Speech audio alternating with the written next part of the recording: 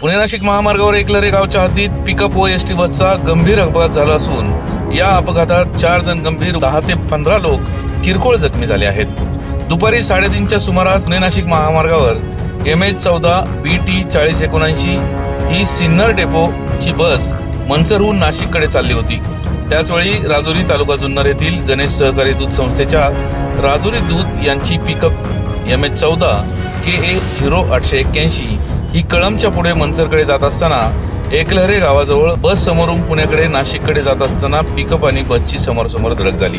अपघातात पिकअपचे 4 पुढे बसलेले ड्रायव्हर व इतर क्लीनर व प्रवासी गंभीर जखमी आहेत. त्यापैकी दोघांची प्रकृती चिंताजनक असून त्यांना पुणे येथे पुढील उपचारासाठी हलवले आहे. या बसमधील 10 ते 15 प्रवासी जखमी झाले आहेत. तर सदर हायवेचे काम रेंगाळलेले असल्याने रोज याच ठिकाणी अपघात होत असल्याचे नागरिकांनी सांगितले. ब्युरो रिपोर्ट, आपला आवाज.